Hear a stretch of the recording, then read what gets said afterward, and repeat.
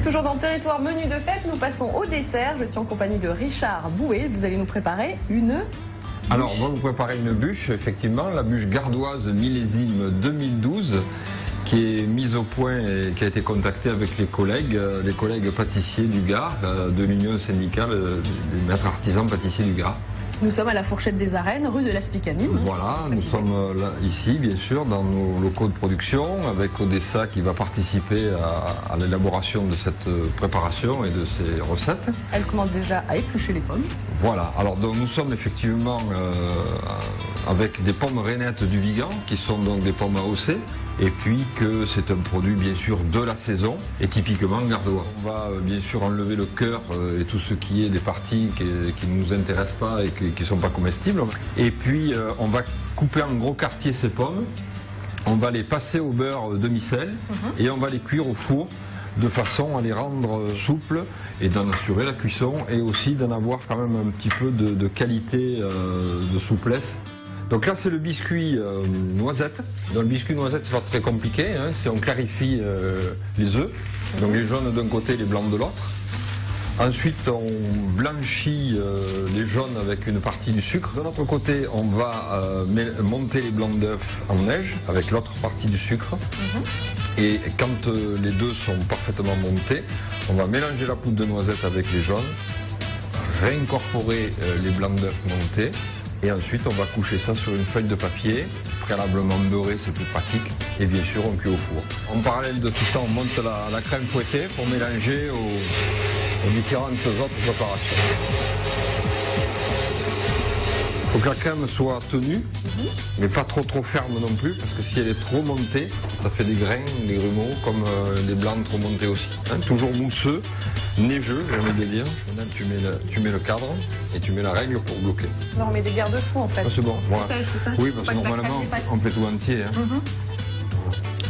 Voilà, là, alors là, c'est la crème fouettée qu'on va mélanger avec ce qu'on appelle le crème vanille, c'est-à-dire jaune d'œuf, chocolat blanc, gousse de vanille. Tout le goût et la qualité de la vanille, c'est les petits grains noirs. Donc on mélange à la crème fouettée. Alors on va mélanger ceci avec la crème fouettée et ça va nous donner le crémeux vanille comme ceci et qui va venir et on va noyer les pommes avec cette masse là. Alors là tu vas me rajouter donc on a dit 400. Oui, je mélangerai après. C'est quoi la proportion du coup alors ? Pour la crème que vous avez battue, vous mettez quand même... Alors c'est 2 tiers à peu près, hein. Un tiers d'appareil, chocolat blanc, et œufs, etc. Et 2 tiers de crème fouettée. Hop, c'est bon. 1 gramme. Oui, mais au gramme, hein. Voilà, c'est vrai, vous avez raison. C'est un peu la particularité de notre métier. Hein. C'est toujours vraiment la précision. Voilà, donc là, le crémeux réalisé. Alors quelle épaisseur là? On recouvre entièrement les pommes. Hein. Ah oui, on recouvre entièrement jusqu'à niveau. Voilà. On s'arrête à la hauteur du cadre. On appelle ça le cadre, en inox. Et quand tu mets la crème, tu essaies d'appuyer un peu pour que ça aille bien dans la pomme. Hein. C'est ça qui va aussi faire tenir la pomme. Et quand on mange le produit, c'est bien qu'il n'y ait pas de trou d'air. Donc ça, c'est la base de la mousse chocolat caramel. Donc au départ, c'est un caramel qu'on a cuit à 195 degrés. On dit petite fumée bleue. Ensuite, on le décuit avec de la crème fraîche très chaude. On va tiédir aussi cette masse pour la rendre malléable. Donc on a une crème fouettée qui est souple, il faut que cette base soit souple. Sinon on va faire fondre la crème fouettée. On va y aller tout doucement. Voilà, vous voyez, on a quelque chose de souple. Donc là pareil, vous pouvez sentir. Si vous avez déjà de loin. Voilà, si vous avez un nez un peu acerbé, caramel chocolat. On trouve les odeurs quoi. Hein. Alors là, je suis en train de peser au gramme, bien sûr, la fleur de sel, il m'en faut 2 grammes. C'est juste pour exciter les papilles. Hein. Voilà. On mettra vraiment à la fin. Alors là, on mélange au chocolat, caramel et crème chauffée pour décuire le caramel. La crème fouettée pour rendre cette masse un peu plus légère. On va incorporer la fleur de sel à cet instant où j'ai presque fini le mélange. Précisément à cet instant. Oui, quand on voit que la couleur uniforme commence à arriver, on met la fleur de sel le plus répartie possible. Alors pourquoi cet instant?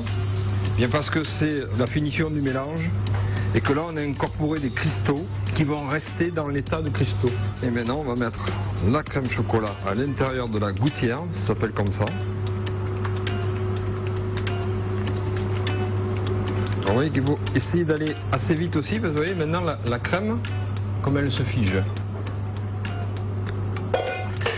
Alors après on va donner le maximum de répartition. On monte sur les bords.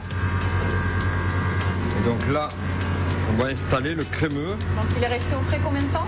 On l'a passé dans la cellule, vous avez vu tout à l'heure, qui s'appelle une cellule surgélation, de façon à bien faire cailler. Vous voyez, c'est un peu mou, mais ça a bien pris. Là, on va retourner l'insert pour avoir le biscuit qui va nous servir, puisqu'on fait un montage à l'envers, de semelle. Voilà. Il faut tasser un petit peu quand même pour que la mousse... Ah oui, pour essayer d'avoir effectivement, si on là on ne peut pas trop le retourner, mais il faut que la partie bien sûr arrondie soit bien lisse. Et après on en fait quoi alors de cette préparation? Alors ceci, on va bien sûr le passer en cellule de refroidissement rapide. Et on le laisse combien de temps alors là aussi? C'est pareil, on peut le laisser... On le laisse au frigo, il faut le laisser au minimum de 3 heures. Au préalable, il faudra le démouler et le finir. Donc nous on a fait pour cela un petit glaçage caramel. D'accord. Un glaçage caramel avec un caramel et de la crème fraîche. Donc là vous voyez bien la coupe, que nous avons ce biscuit noisette en bas, donc le montage à l'envers, les pommes cuites au four, le crème vanille qui les emprisonne et bien sûr le chocolat caramel qui vient finir le dessus.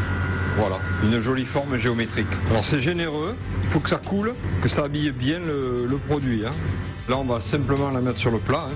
Voilà. L'intérêt d'un décor, c'est qu'il soit aussi totalement consommable. Et puis, pour terminer, on va signer, bien sûr, de l'étiquette de la maison, qui est un cachet aussi en chocolat, avec une sérigraphie or. Voilà, ben, ce qu'on va souhaiter à nos téléspectateurs, c'est bien sûr de passer de très bonnes fêtes d'année. Voilà, vous avez compris, une bonne fête à tous, il fait ça très bien, vous voyez, je laisse travailler. Très belle fête, et voilà, au coin du feu, en famille, parce que les fêtes de fin d'année sont des fêtes avant tout familiales. Merci, voilà. Bonne fête à vous et à votre famille. Merci beaucoup et à tous les téléspectateurs de TV Sud.